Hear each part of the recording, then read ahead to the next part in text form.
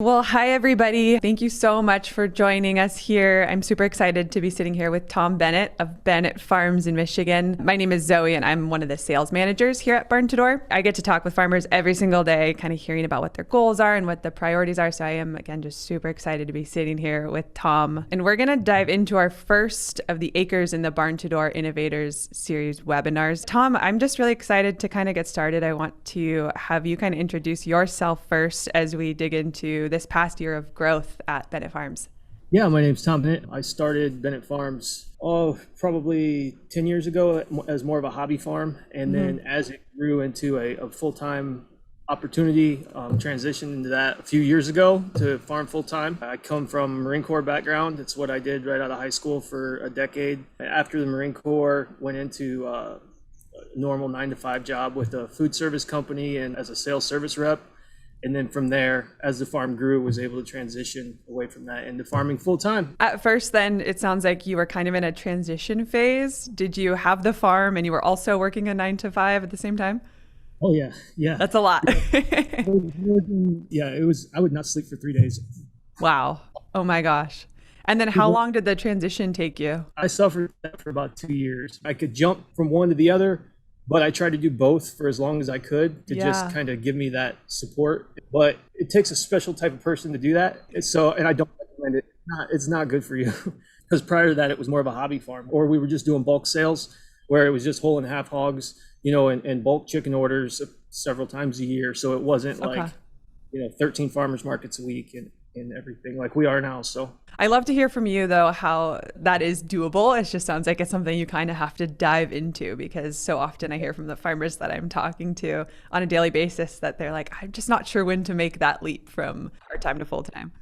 You just got to do it. I mean, and it's not for everyone. Like if you're risk adverse and you're a person that has anxiety by nature, like it's really hard to make that jump, because you got to have a lot of self-confidence in yourself to say, okay, I believe that I can do this and just do it, because the worst thing that's going to happen is it's not going to work. You're going to run up and then you're going to go back to your job, because they would hire you back. I mean, still today, the place I was working 3 years ago, they would have gladly hired me back today. The scariest part's losing healthcare and 401k and vacation days and paid holidays, all that stuff. Like that stinks, because now when I take a day off, I don't get paid for it. So.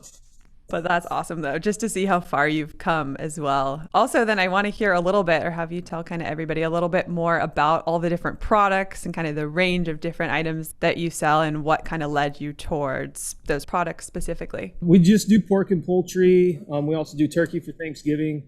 Pork and poultry are our primary items. And believe it or not, you don't have to do beef to be in this business full time as a direct-to-consumer farm. We don't do any beef. I've never sold a pound of beef in my life. We started with pork and poultry because that was what we thought was the lowest threshold to entry. Like as far as like to get your foot in the door and start moving product, like that's the most accessible for people. So we started with that. And that's still growing today. So our favorite way to sell stuff is through the website, and almost all the farmers markets we do, the primary goal there is to convert those people into our online customers, because we need those people to keep buying from us year round, not just in June and July and August, because we still have a business to run in January. So we really try and drive everyone that direction. Okay, well then awesome. I want to also hear a little bit more about your experience too, because I know you briefly just mentioned you obviously were in the Marines for 10 years, prior to becoming a farmer and transitioning into full-time farming. So tell me just a little bit, I guess, about how, either that work ethic or kind of the skills that you picked up there over that 10 years serving, how they kind of relate into farming now. Yeah, I think everything that I am today, like I owe to the Marine Corps and the Marine Corps training. I would say it's the fortitude, and that nothing is insurmountable with the proper mindset. Also, I mean, there's a lot of managerial skills, team building, team leading, that of course was beneficial, but I just think it's a self-confidence that really was the primary benefit of that experience. I know you're part of the Farmers Veteran Coalition. Has being part of that just brought another kind of level of community surrounding you of like-minded farmers as well? Yeah, because prior to that, I mean, I thought I was alone. Like I was like, I felt like, oh, I must be like one of a handful of people in the world that like got out of the Marines and just started raising chickens in their backyard. But no, there's There's a ton of people like that, just like me, that transitioned from the Marine Corps and got into farming, and we're all going through the same things. We all face the same challenges, and so it's nice to meet those guys, and it's just nice to know that someone has the same background as you. It's a really cool organization, and that's one of the highlights of my year is their annual conference that they put on. Oh, I love that. Dive in a little bit and tell me a little bit about what farming practices you're using on a regular basis and what brought you to those practices. We're pasture-based, non-GMO, and antibiotic-free. When you're direct to consumer, it's almost expected that you're going to be bringing something different than what they're getting at their grocery store, local and everything. We didn't really see any other way to do it. That's what we wanted to do, and it's what we believe in. It's what is better for the animals. It creates a better quality product. All the way around, it's just all good things. We abide by those things. That's the best way for these animals to thrive and enjoy their life that they have with us. As a side benefit, it lowers the barrier to entry for new and beginning farmers. So pasture-based, you don't have to build a $500,000 barn to start raising hogs. You can raise hogs on pasture, move them every week to a fresh pasture using portable electric fences. And so you can get into it to see if this is what you want to do without, ruining your life. Yeah, that's a really interesting point. I actually hadn't thought of that. Yeah, so you can do this as a side hustle for, however many years you want until you decide, like, is this what I want to go all in on, or is this just something that I'm glad I tried out? So you don't have all that overhead of the commercial farms. Yeah. And I noticed too, you use the word specifically that your animals live really relaxed lives, I think it was. Can you tell me a little bit more about what you're providing them to let them be relaxed? They just chill out all day. I'm like sweating and it's 90 and they're just having a good time playing. There's no stress on them. We want them to have as good of a life as possible. And especially when it gets close to the end of their time here and we're getting ready to take them to the butcher, we keep them as low stress as possible, because those hormones and everything, if they get excited the day that they're going to the processor, that could ruin your 8 months of hard work that you put into them, because of the chemicals in the body and the hormones that are released will affect the quality of the meat. And our pork processor, they're a humane handle and certified processors, so they've done some extra steps to make sure that everything on their end also in the last step is done the best way possible. Did you have to do extra digging to find that processor? So our situation with processors is that we have to have a USB processor. So that right off the bat limits our ability for processing. An extreme example of that is poultry. Right now, there's only one poultry processor in the entire state of Michigan that's USDA inspected that's currently operating that will take small farms birds like us. Yeah. And so when we're small, we're not Tyson or Purdue. Those guys have their own federally inspected plants. So have a mom and pop butcher shop that's USDA inspected. There's only 20 in the country that do poultry that are USDA inspected. That's how much stock there is in the system. And so even if I want to switch butchers, I have to do it a year and a half out, because they're booked up right now. Every poultry processor in the country, those 20, they're all booked through the entire season. Yeah. And do you find too that your customers are even more tied into the brand of Bennett Farms because you have such sustainable practices kind of all across the board? Yes, we've converted a lot of vegetarians back to bacon. That is amazing. We don't That's try a feat in and of itself. No, they come up to us at the market. They're like, "Oh, I'm a vegetarian. I haven't ate pork." I'm like, "Oh, that's great. You do you. That's awesome. I'm all for it. Like, I'm not gonna, I sell meat, but I'm all for individual expressions of what they believe in. So go for it." But then they're like, "But I see that you're raising the animals right, and that's why I'm a vegetarian, because I don't like the way they're treated." And I explain to them how they're treated and everything, and then they'll buy, "Okay, maybe I'll buy bacon for my husband." And then they come back the next week and they look like they're just like loading up their arms with all this meat. And they're like, "That bacon was great," and then they set down $200 worth of stuff on the table. So that's happened many times. And I noticed too, one of the big things for you, I know kind of before getting started with the online store, e-commerce was something that you were really thinking about. And once you deployed it, I had just seen that you were finally able to like have dinner with the family at night and do the little things, because your farm store is open 24/7, which I think a lot of people don't really think about, but it's working for you while you're off the clock. It's great. I mean, you could be, inside getting ready to go to bed. And like last night, we got an order at 12:30 in the morning, in the middle of the night. People are still buying stuff. So yeah, it's great. that doesn't close. It doesn't have any overhead. I mean, we spend less on our barn to door subscription per year than we spend at one farmer's market, substantially less. It's a really good value for what you're getting. If you're a farm out there that's like looking to get into direct to consumer, there's no way that you could, in my opinion, make this work without being online in one way or another, like selling online. It's the leading edge of what's happening right now, like in direct to consumer. And so if you don't evolve and get with it, you're going to get left behind. You know, it happens in every industry. You know, look at taxi cabs, they got replaced by Uber. You know, look at, you know, things like standard hotels, motels, they're getting replaced by Airbnb. I mean, this is a industry disruptor, and you can either get on the train and be a part of it, or, you know, you can be left behind. But the question I've gotten from a lot of farmers is like, well, what do I do then about pricing? And you do a really good job of pricing your products at a more kind of premium rate. Yeah. How did you come up with the cost for it? You know, I mean, I'm not going to work for minimum wage and free. Like, if I'm going to do this, I'm going to generate a decent return for my family and my time. I mean, you know what something's worth. So you can just take and break down all the cuts in a whole pig. You know, you only have to do that a few times to figure out how to price stuff, and then make sure that once that's sold, you have X amount of dollars, you know, gross for retail off that unit. And yeah, pricing. So we're already in a premium niche market. If someone's looking for the cheapest pork and poultry, they're not shopping with me. They're going to Walmart or Save a Lot or whatever. So our customers aren't necessarily price sensitive as much as, you know, some other customers that shop at box stores are. And almost every market we're at, we are, even amongst our peers that are at the market with us, we are the higher priced option. So I mean, there's other certified organic pastured pork and poultry guys, you know, 3 booths down from me. They work construction during the week. They enjoy farming. They have off-farm jobs.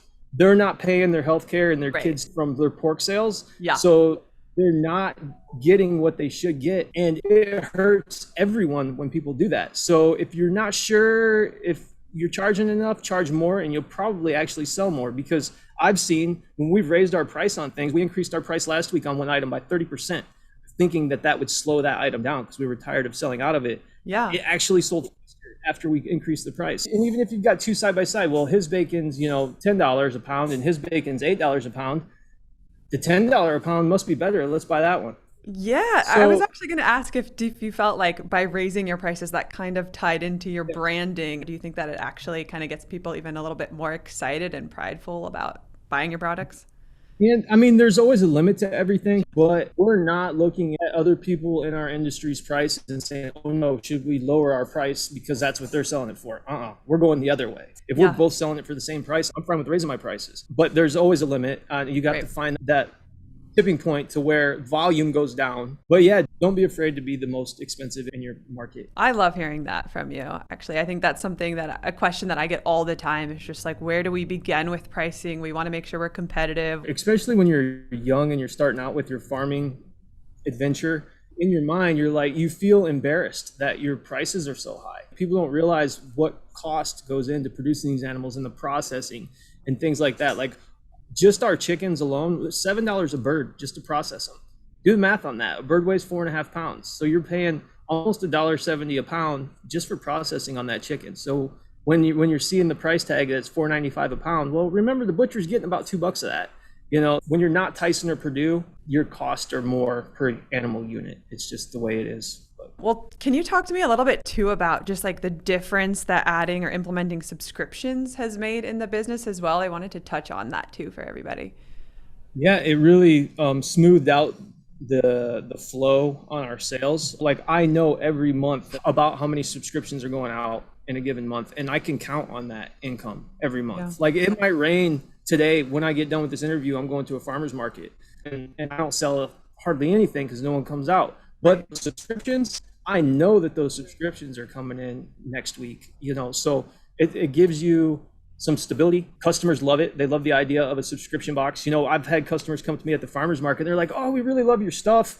Like, we love this. This is awesome setup. It's great. But we order from Butcher Box and we really like it that they deliver to our door. I'm like, you should go to my website. Like, I actually do the same thing. You know, meat box subscription monthly, cancel whenever you want.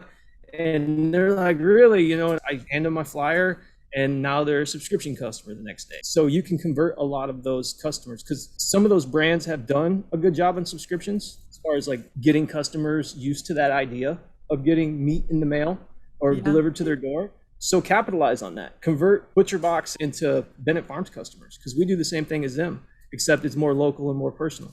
Yeah. And 94% of people prefer to purchase locally. So if they can find a local option, they're going to go for it too, which is really cool. So it's so cool to be able to come in at a farm market and be like, we actually already offer that. Yeah, it blows people's mind. They're like, no way. I was like, yeah, we'll deliver to your door. And they're like, it's not a centralized pickup location. Like, no, like to your doorstep. Leave a cooler on your porch if you're going to be at work. Like, and they're like, wow, that's awesome. So people are impressed when they find out all that they can do on their phone with our farm and ordering.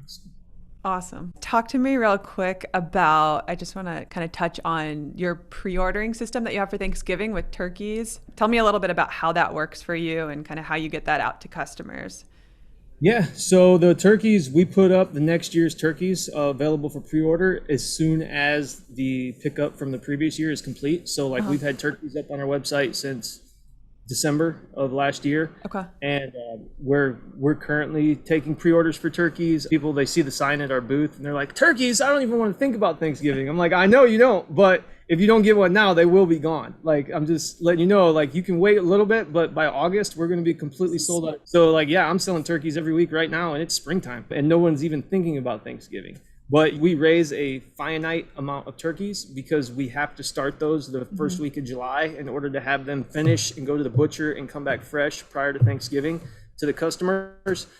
They come straight from our butcher. We pick them up in a refrigerated truck. We drive to 3 drop points. We do not deliver turkeys to your doorstep because we have too many to deliver in such a short time period because those are refrigerated, not frozen. We have to get those to the customers that day, which is a few days prior to Thanksgiving. Do you think a lot of that is tied into kind of creating that fear of missing out? You'd also mentioned kind of telling your customers, hey, if you don't get them now, they're going to be gone. So fear of missing out's a real thing. Like seriously, it totally like, is. FOMO. It works on me. Yeah, we see it every day at the booth too, because I mean, it could be kind of slow for a half an hour. Like no one's stopping in at your booth or whatever. And then, but as soon as one person comes up and starts looking through your coolers at your stuff, it's like a line generates because people see other people and they're like, ooh, what are they getting over there? What's going on over there? And then, so a crowd draws a crowd. So true.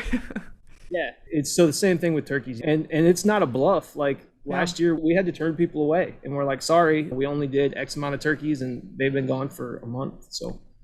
Wow. Okay, well then let's shift gears too. I also want to make sure that we have some time to talk a little bit too about like your ability to story tell really effectively and get out to more of the customers that you're reaching on a regular basis. So can you tell me a little bit about how you're kind of leveraging the brand that you've created and how that's kind of empowered you to expand, reach a larger customer base, and then, even start to send out, like you'd mentioned, those emails that you're sending a couple times a month?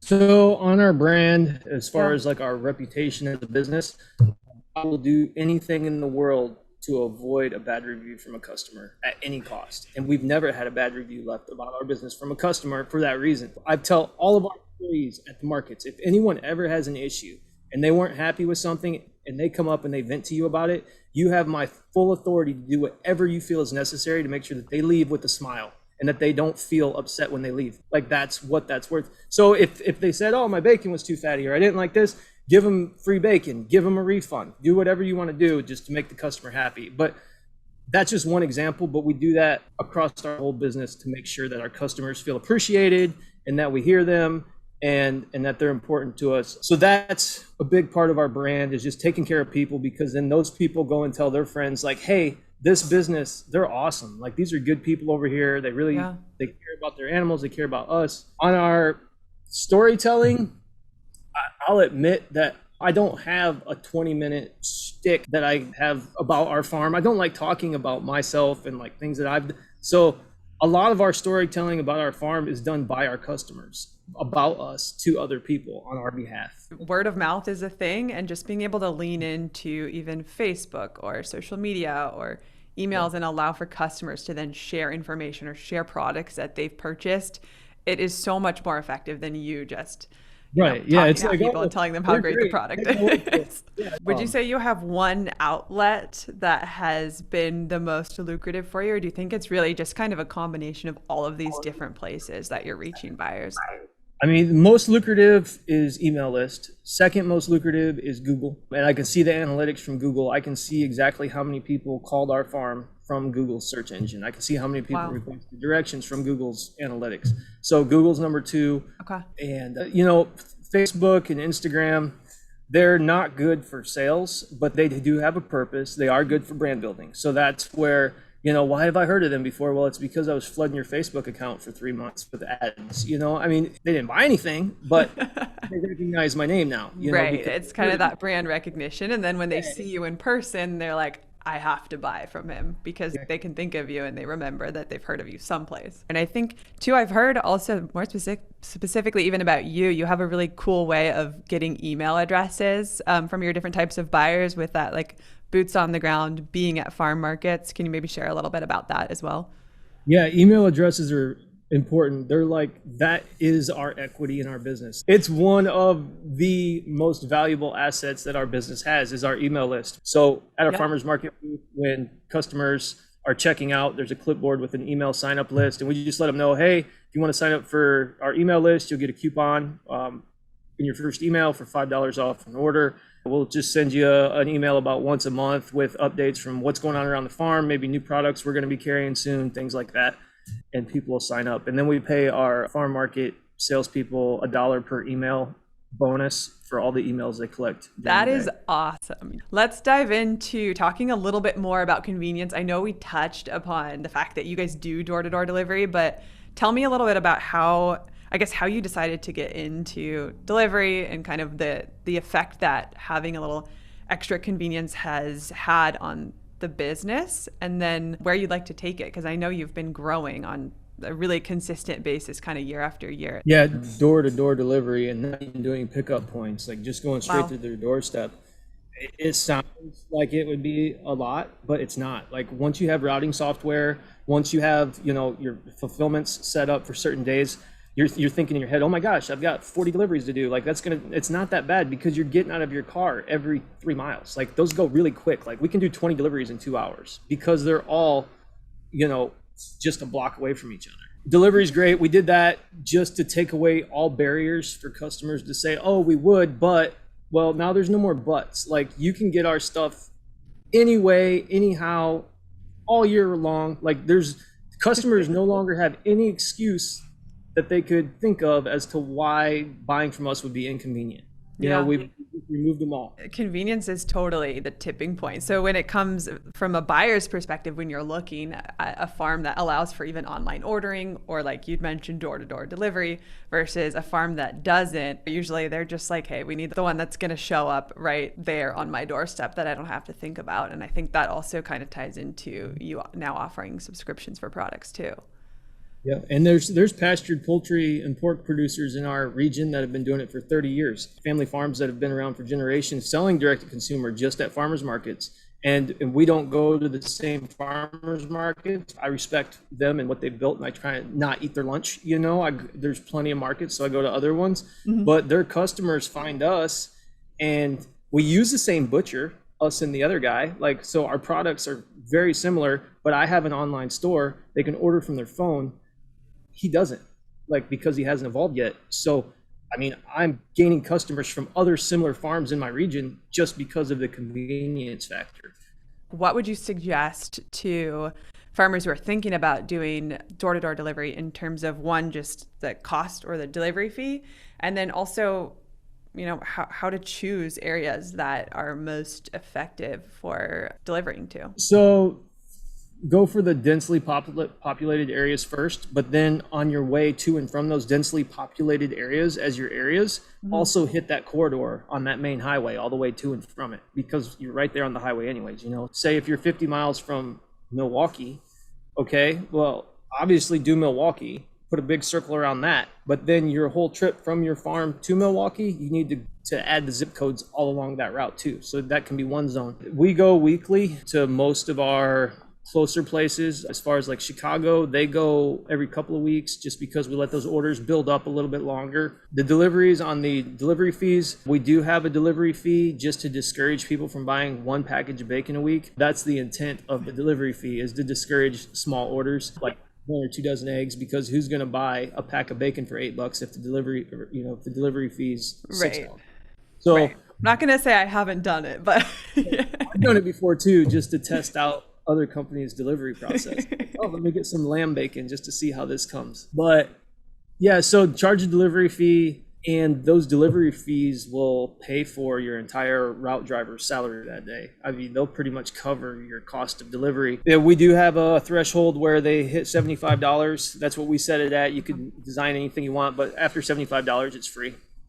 Delivery is. So, except I think to Chicago, we still have a delivery fee for them no matter how much they order, because Chicago is not fun.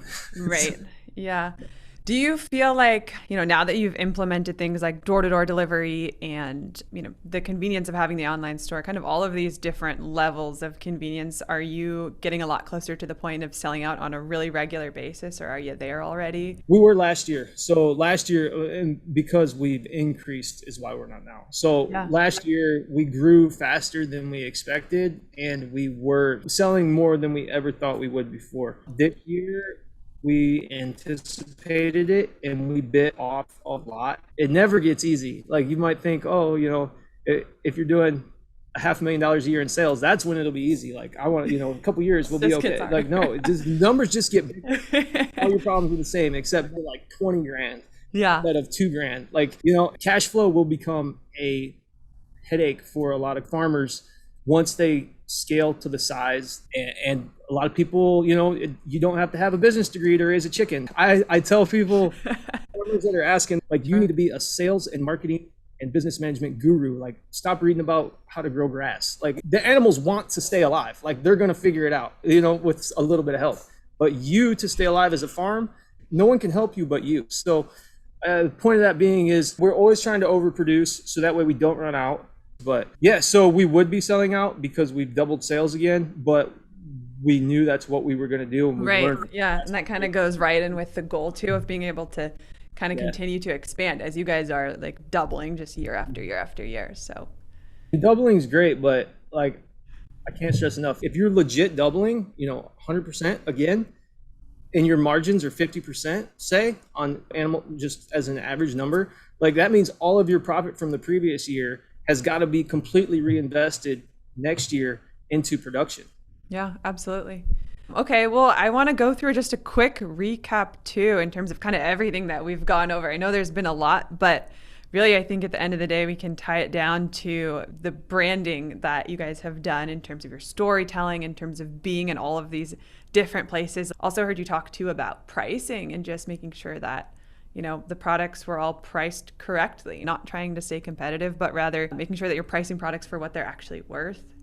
And then quality, obviously, in terms of just being sustainable, in terms of having all of the practices and having the relaxed animals there on the farm.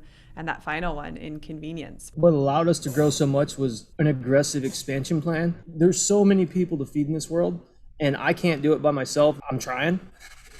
But it'll never happen. So it's great to have all of these other local farms around us too that can complement us or do the exact same thing as us. Like, I don't really look at them as the enemy or a competitor. Like, we're all on the same team, because the more people that buy food locally direct from a farmer, that creates a normalcy to it. Or the more people that order food online, it makes it normal. It's not just that weird guy that buys his food next door from the farm down the street. So we're all on the same team. A lot of the markets we're at, we're the only meat vendor. Not all of them. 60% of our markets, we're the only meat vendor. So there's a huge hole out there for people doing what I do. That's why we can keep expanding. There's online. I mean, there's so much more potential there that I don't know when we'll stop growing. I mean, obviously, I'm not trying to become a huge, but I mean, you have to get to a certain size to make it to where you can generate the same type of income you could, working in a good job. I mean, and we create a lot of jobs. We got 8 people. Sometimes I think of myself, if we have a slow day at the market, it's like all I did that day was create jobs for 8 people, which is good too, So win-win. So we're just going to keep growing, keep doing what we're doing. I do want to take a break from growing, probably not next year, but the year after, just to kind of capture a lot of that profit for a year. So we kind of take a break and catch our breath and just maybe add a couple of years back to my life in the end. So I would say to anybody out there that's thinking about doing this, not everyone can do it. So I don't want to say that anyone can do it. It takes a special type of person that has enough grit and fortitude to stick with something when times get hard, because there's been multiple times in this farm journey where a lot of people would have said, like, this is just way too hard. Like the stress, there's a lot that comes with running a business, especially a farm. Like, we're not just selling stuff, like we're producing it from the beginning, having it processed, we're selling it, we're transporting it. I'm at every step in the entire supply chain and distribution. So if you do get into it, you need to know that ahead of time, that there's going to be hard days, and you need to know yourself and know that you'll just push through those, because there's always positive things on the other side, and you'll just keep doubling every year. So that's well, it's good advice. It's kind of good to take too as well. And as you kind of look forward, I guess the last thing I really want to ask is, like, what's next for Bennett Farms? I mean, I think there's a lot you guys have already done. Obviously you want to continue to grow, and where do you see yourselves going from here? So there's tons of room in the wholesale sector for us to expand. We haven't even bothered with it. We can sell it, all we can produce right now, direct to consumer, but wholesale, so that's always an option. Smaller stuff that we're doing right now, we just started carrying a pre-marinated chicken breast, or we will this next week. I think those will be really popular. So there's like 7 different vacuum packed marinades in the chicken breast. Awesome. I popular. I love that. And jerky. So we just worked with a craft jerky guy that's local to us. He's doing some research and development on turning our pork butts into like some craft artisanal jerky. And that's really good. So hopefully we'll start carrying that soon, because we haven't carried that before. This is cool. It sounds like you're taking some time to even like take a step back and be creative and come up with kind of more niche products too that will serve the community of people that's already so excited about buying from you. You don't want your inventory, what you have available, to get stale. Like if it's the same stuff every week when they look at your website or the market, like, and it has been for 3 years, they don't need to go there anymore, because they know what's there. You know, so they're not going to go browse, and maybe, you know, something will catch their eye. If they need it, they'll go there. But awesome. Yeah. Cool. Exciting stuff in the future then. Well, looking forward to seeing all the new products come out too on the website and in your store, and excited to hear how those go over at the markets as well. So just kind of wanted to wrap things here and thank Tom so much for joining us and for sharing a little bit of insight in really what's gone on in this past kind of crazy year, and how he's been able to take that and really manage to grow so much over such a short period of time. So thank you again for joining us, Tom. Thank you.